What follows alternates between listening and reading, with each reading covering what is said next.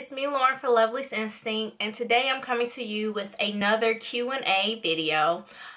This is a series that I started, I guess, a couple of weeks ago, in which I'm answering all the questions that I normally get on my videos and through email, because sometimes I get the same questions over and over because, of course, people miss them, especially if it's a lot of comments or if they miss a video, so they don't know if I've ever answered it before. So I just want to start a video series to where when you ask me the same questions, I can get them in one place, and that you could just reference that video just in case you don't want to send me an email or you don't know if I've answered it before. So let me get out of the light, hit my glasses. This video again will be talking about, I guess, gel nail questions, acrylic questions. And so on the first question I have, it says, I was just wondering what type of lamp you use for shellac, and also if I should just buy a 36 watt lamp that isn't the Brissa brand from C&D. The brand of lamp that I use for shellac, gelish, I don't think I use any other gel polish right now. Oh, Premium Nails, I have used them. I use my Brissa lamp by C&D. They actually have a new lamp that's out. I think it's LED. It's a pretty nice, fancy looking lamp. Maybe I'll get one day on down the line. But I do use the C&D Brissa. It's 36 watts, which is recommended for their system. Some systems, gel systems that are in a pot, recommend a 9 watt lamp. But this one is 36. And should you buy another 36 watt lamp? It depends. Some people like their gelish lamps, but those are also LED lamps. I don't know if gelish even, I know they had LED ones that everybody uses now, and I'm not even sure if they ever had a regular watt lamp before them. I'm sure they had to, because gelish was just a regular gel lamp type system before they were able to do LED, or maybe they were UV LED at the same time when they came to market.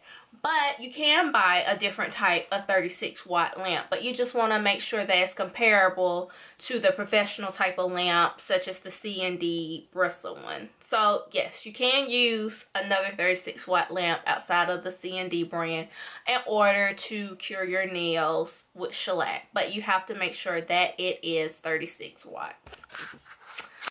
Let me try to make sure I get that light out. There we go. Okay. Next question. Any recommendation for me who is trying gel nail for the first time? I am buying my supplies and lamp next week. I found the IBD Gel Professional Starter Kit on Amazon.com for $60. I'm sure it has everything I need to start off, including instructional DVD.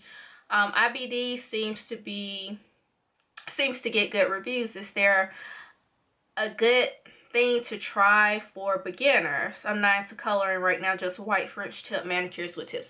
Okay, IBD is an awesome system for beginners. I used to sell this on my website when I first launched, and they have a really easy to use system that is gel in a pot.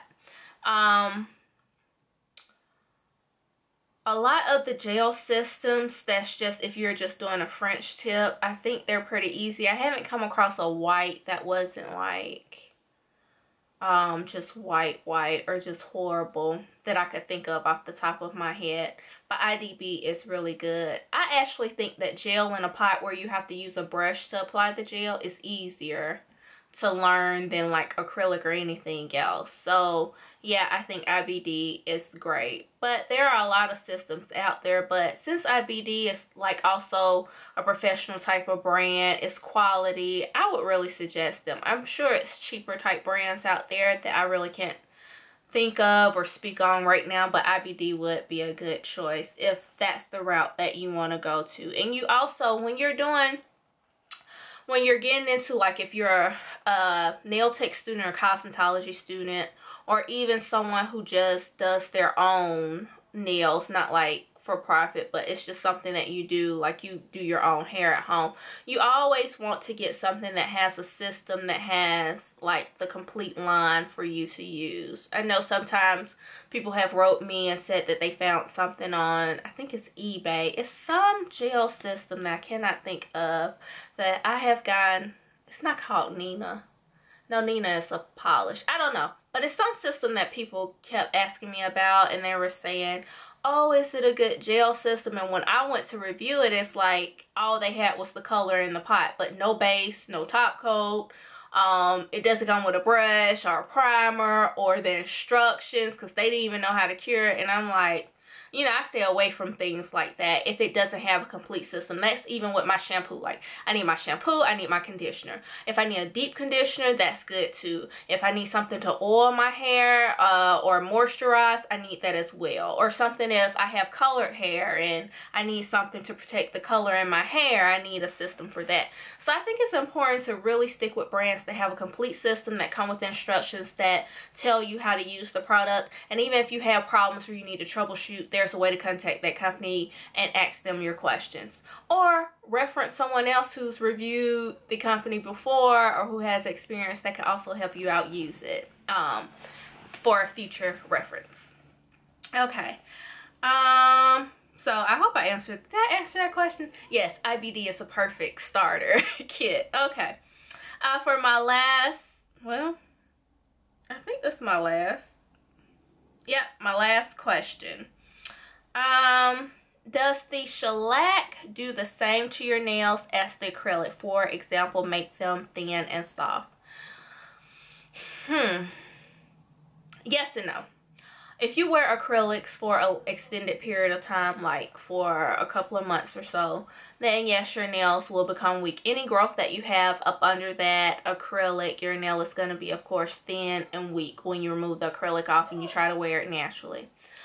With shellac, you can grow healthy. I want to say healthy long nails, because I've worn shellac and my nails are not as thin. They're not as weak when I remove it. But they will be some type of weak, but just not the same level of weakness as it is with acrylic.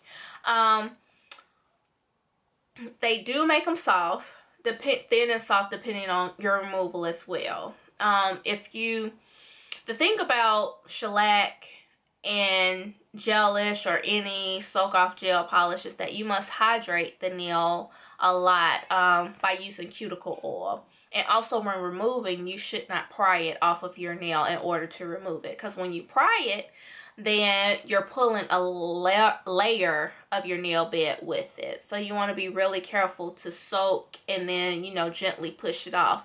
And there are some systems where you don't have to push the gel polish off your nail, but again, you really want to be careful. For me, sometimes I don't even feel like soaking that stuff off. I'll file it off, and to me that's quicker.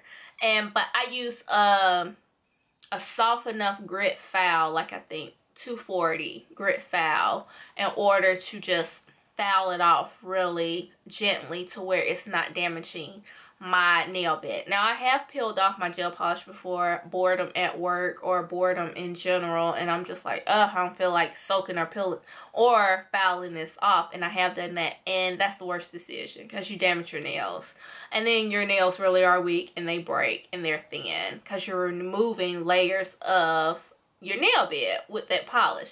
So I don't suggest peeling that. That's a horrible thing, but I do it.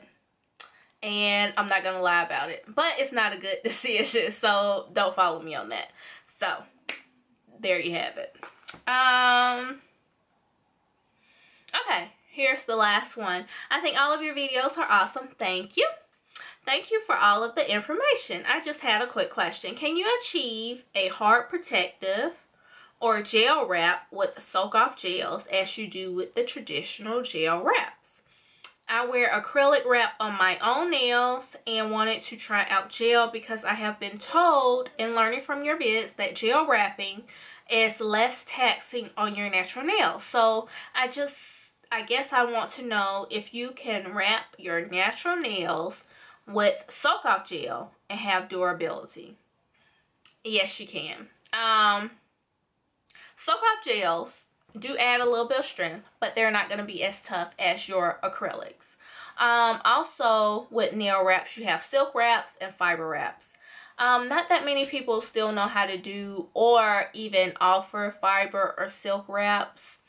I actually took a training class on the, was it silk or was it fiber? I think it was fiber.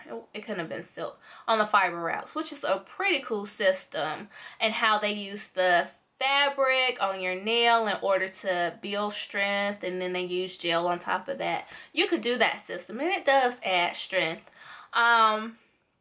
But again, a lot of people don't do that anymore, but some people still do it in order to fix a broken nail, and I think it's a pretty good system. But again, it's not going to be hard as acrylic. I think, to me, the wraps, some people do wraps and then they do acrylic on top of the wrap to add the extra strength, depending on why they did the wrap, i.e. to fix a broken nail, they'll still put acrylic on top of it. But for me, your hard gels are going to be the ones that reinforce the strength just like your acrylic. And then your softer gels give you more flexibility. They're durable, but your nail is not as strong. It flexes a little bit. It has more of a natural finish, a natural flex to your nail. So, so I guess I want to know if you can wrap your natural nails with soak-off gel and have durability. Yes, you can use soak-off gel and have durability. It's just not going to be the same level of strength as your acrylic. So, I hope that answered your question. Okay, guys, that's all I have for this video. And if you have any other questions, let me know. Email me or send a comment below, and I will get to it in a future video. Talk to y'all soon. Bye!